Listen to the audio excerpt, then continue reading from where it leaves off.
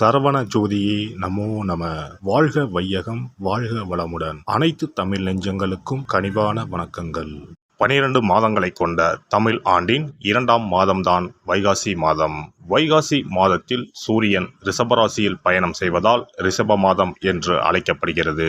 வைகாசி மாதத்தில் பல தெய்வ அவதாரங்கள் நிகழ்ந்ததாக கூறப்படுகிறது. வைகாசி பௌர்ணமி அன்று சிவபெருமான் நெற்றிக்கண்ணில் இருந்து 6 பொறிகளாக ஆறுமுக பெருமான் அவதாரம் எடுத்ததாக சொல்லப்படுகிறது.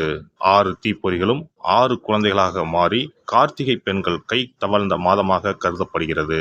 அப்படிப்பட்ட சிறப்புமிக்க வைகாசி மாதத்தில் 12 ராசிக்காரர்களுக்கு என்ன யோக பலன் கிடைக்கப் போகிறது என்று பார்க்கலாம். இம்மாத கிரகநிலை என பார்த்தால் மேசராசியில் புதன் பகவானும் சுக்கிர பகவானும் இணைந்துள்ளனர். ரிஷபராசியில் சூரிய பகவானும் குரு பகவானும் உள்ளனர். கன்னி ராசியில் கேது பகவானும், கும்பராசியில் சனி பகவானும், மீன ராசியில் செவ்வாய் பகவானுடன் ராகு பகவானும் உள்ளனர். சந்திர பகவான் கடகத்தில் ஆட்சி பலத்தோடு அமர்ந்திருக்க இந்த வைகாசி மாதம் துவங்குகிறது. இம்மாத கிரக பெயர்ச்சி என எடுத்துக்கொண்டால் வைகாசி மாதம் 6ஆம் தேதி, அதாவது மே மாதம் 19ஆம் தேதி அன்று சுக்கிர பகவான் ரிஷபராசியில் பெயர்ச்சியாகி ஆட்சி பலத்துடன் வலிமையாக இருக்கப் போகிறார். அதே போல வைகாசி மாதம் 18ஆம் தேதி, அதாவது மே மாதம் 31ஆம் தேதி புதன் பகவான் பெயர்ச்சியானது மேசத்தில் இருந்து ரிஷபத்திற்கு ஆகிறது. செவ்வாய் பகவான் வைகாசி மாதம் 19ஆம் தேதி, அதாவது ஜூன் மாதம் 1ஆம் தேதி மேச ராசியில் இடப்பெயர்ச்சி அடைந்து ஆட்சி பலத்துடன் வலிமையாக அமர்ந்து நற்பலன்களை அளிக்க உள்ளார். இந்த கிரக அமைப்பினால் உங்கள் வாழ்வில் ஏற்படக்கூடிய சுப மற்றும் அசுப பலன்கள் என்ன என்பதனையும், அசுப பலன் ஏற்படுமாயின் ராசிக்காரர்கள் செய்ய வேண்டிய பரிகாரம் என்ன, வழிபட வேண்டிய தெய்வம், வழிபடும் முறை என்ன என்பதனை பற்றி விரிவாக காண்போம். பிறக்கப் போகும் இம்மாதம் உங்கள் வாழ்வில் வளமும் நலமும் செல்வ செழிப்பும் பெற்று வாழ்வின் உயரிய நிலையை அடைய எல்லாம் வல்ல எம்பெருமானை வேண்டி விரும்பி கேட்டுக்கொள்கிறேன். சொல்லிலும் செயலிலும் நிதானத்தை கடைபிடிக்கும் மிதுனராசி அன்பர்களே, இந்த மாதம் ராசியை சனி பார்ப்பதால் வீண் அலைச்சல் உண்டாகும். ஆனாலும் சுபமாக எதுவும் நடந்து முடியும். புதிய காரியங்களில் ஈடுபடும் போது யோசித்து செய்வது நல்லது. மன அமைதி பாதிக்கும்படியான சூழ்நிலை ஏற்பட்டு நீங்கும். நண்பர்களிடம் கவனமாக பேசி பழகுவது நல்லது. தொழில் வியாபாரத்தில் ஈடுபட்டு இருப்பவர்கள் கூடுதல் கவனம் செலுத்துவது நல்லது. வாடிக்கையாளர்கள் எண்ணிக்கை அதிகரிக்கும். அதே நேரத்தில் சரக்குகளை அனுப்பும்போது கவனம் தேவை. உத்தியோகத்தில் இருப்பவர்கள் உயர் அதிகாரிகளை அனுசரித்து செல்வது நல்லது. அலுவலக வேலைகளால் அலைச்சல் உண்டாகும். சக ஊழியர்களிடம் அலுவலகம் தொடர்பான ரகசியங்களை கூறுவதை தவிர்ப்பது நல்லது. குடும்பத்தில் இருப்பவர்களின் மூலம் ஏற்பட்ட டென்ஷன் நீங்கும். கணவன் மனைவிக்கிடையே இருந்த மனத்தாங்கல்கள் நீங்கும். பிள்ளைகள் எதிர்பார்த்தபடி நடந்து கொள்வார்கள். உறவினர்களிடம் இருந்து வந்த வேற்றுமைகள் அகலும். பெண்களை பொறுத்தவரை நண்பர்களிடமும் உறவினர்களிடமும் கவனமாக பேசுவது நல்லது. வீண் மனக்கவலை ஏற்பட்டு நீங்கும். புதிய செயல்களை யோசித்து செய்வது நல்லது. கலைத்துறையினருக்கு அனைத்து வகையிலும் நன்மைகள் கிடைக்கும். நீண்ட நாட்களாக இருந்து வந்த சுணக்க நிலை மாறும். கூடுதலாக உழைக்க வேண்டியதற்கும் வரவேண்டிய பணம் வந்து சேரும். அரசியலில் உள்ளவர்களுக்கு எந்த வேலையையும் எளிதாக செய்து விடுவீர்கள். முயற்சிகள் வெற்றி பெறும். வேலைகளில் கூடுதல் கவனம் செலுத்துவது நன்மை தரும். திறமை வெளிப்படும். பெரியோர்களை அனுசரித்து செல்வது நல்லது. கூடுதல் கவனத்துடன் படிப்பது நல்ல மதிப்பெண் பெற உதவும். நட்சத்திர பலன்கள். மிருக சிரிசம் 3, 4 பாதங்கள். இந்த மாதம் மாணவர்களுக்கு கல்வியில் நாட்டம் அதிகரிக்கும். உயர்கல்வி பற்றிய சிந்தனை மேலோங்கும். பணவரத்தில் இருந்த தடை நீங்கும்.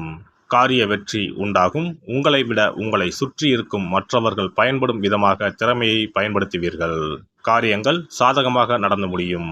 விலகிச் சென்றவர்கள் விரும்பி வந்து சேர்வார்கள். திருவாதிரை நட்சத்திரம். இந்த மாதம் எதிலும் கூடுதல் கவனத்துடன் செயல்படுவது நல்லது. திடீர் மன தடுமாற்றம் உண்டாகலாம். பணவரத்து திருப்தி தரும். சின்ன சின்ன பிரச்சனைகள் தீரும். உடல் ஆரோக்கியத்தில் கவனம் தேவை. தொழில் வியாபாரத்தில் இருந்த கடன் பாக்கிகள் வசூலாகும். வியாபாரம் தொடர்பான பயணங்கள் செல்ல வேண்டி இருக்கும். உத்தியோகத்தில் இருப்பவர்கள் மேற்கொள்ளும் கடுமையான பணிகள் கூட எளிமையாக நடந்து முடியும். புனர்பூசம் 1, 2, 3ஆம் பாதங்கள். இந்த மாதம் குடும்பத்தில் இருப்பவர்களின் நடவடிக்கை டென்ஷனை ஏற்படுத்தலாம். கணவன் மனைவிக்கு இடையே கருத்து வேற்றுமை உண்டாகலாம். பிள்ளைகளின் நலனில் அக்கறை காட்டுவீர்கள். உறவினர்கள் மத்தியில் மதிப்பு கூடும். எடுத்த காரியத்தை சாதகமாக செய்து முடிப்பீர்கள். திடீர் மனத்தடுமாற்றம் உண்டாகலாம். பெரியோர் ஆலோசனை கை கொடுக்கும். மாணவர்களுக்கு கல்வி பற்றிய கவலை அதிகரிக்கும். கவனமாக பாடங்களை படிப்பது வெற்றிக்கு உதவும்.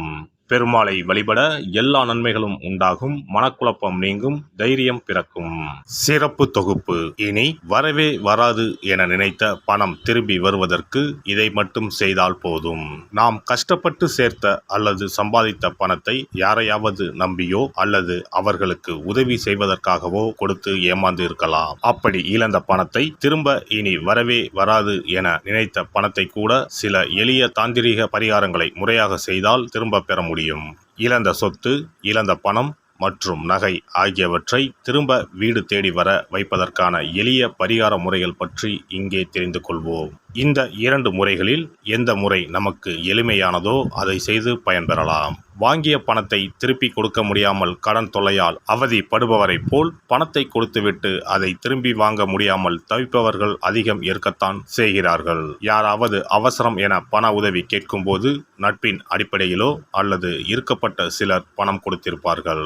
ஆனால் பணம் வாங்கிய நபரோ அந்த பணத்தை திருப்பி தராமல் இழுத்தடிக்கலாம். பணம் தர வேண்டிய நபருக்கு சூழ்நிலை காரணமாக பணம் வராமல் உங்களுக்கு திருப்பி தர முடியாமல் இருக்கலாம். அல்லது அந்த நபர் பணத்தை திருப்பி தரும் எண்ணமே இல்லாமல் இருக்கலாம். நீங்களும் பல முறை பணத்தை கேட்டு சலித்துவிட்டு இனி அந்த பணம் நமக்கு வரவே வராது என நினைத்து பணத்தை திருப்பி வாங்குவதற்கான முயற்சியை கூட கைவிட்டிருக்கலாம். இப்படி கொடுத்த பணம் திரும்பி வரவே வராது என நினைத்த பணத்தை உங்களிடம் பணம் வாங்கிய நபரே மனம் மாறி அவராக வந்து உங்களிடம் திருப்பி தருவதற்கு சில எளிய முறைகளை வீட்டிலேயே செய்தால் போதும்.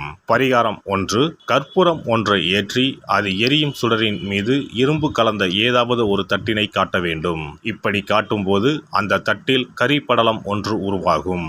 இந்த கரியை உங்களின் வலதுபுற நடுவிரலில் எடுத்து ஒரு தெளிவான வெள்ளை காகிதத்தில் உங்களுக்கு பணம் கொடுக்க வேண்டிய நபரின் பெயரை எழுதி கொள்ளுங்கள். பிறகு அந்த பேப்பரை சிறியதாக மடித்து உள்ளங்கையில் வைத்துக்கொண்டு உங்களுக்கு பணம் கொடுக்க வேண்டிய அந்த நபரின் முகத்தை மனதில் நினைத்து கொண்டு அவர் உங்களுக்கு பணம் கொடுத்து விட்டதாகவும் உங்களுக்கு வரவேண்டிய பணம் அனைத்தும் வந்துவிட்டதாகவும் நினைத்து கொள்ளுங்கள். அந்த நபரின் பெயர் எழுதிய காகிதத்தை வீட்டின் பூஜை அறையில் வைத்து விடுங்கள். பிறகு அதை ஆற்றில் போட்டு விடலாம். பரிகாரம் 2. ஒரு சிறிய கிண்ணத்தில் மஞ்சளை தண்ணீர் கரைத்து எடுத்துக்கொள்ளுங்கள். ஒரு குச்சியால் அந்த மஞ்சளை தொட்டு வெள்ளை காகிதத்தில் பணம் தர வேண்டிய நபரின் பெயரை எழுதி கொள்ளுங்கள்.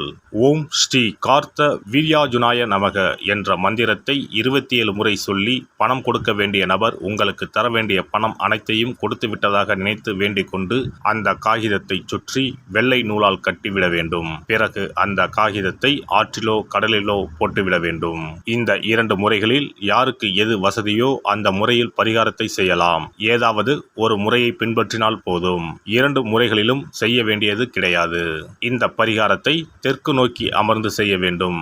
இந்த பரிகாரத்தை நம்பிக்கையுடன் தொடர்ந்து செய்து வந்தால் கண்டிப்பாக வராது என நினைத்த பணம் விரைவில் உங்களின் வீடு தேடி வரும்.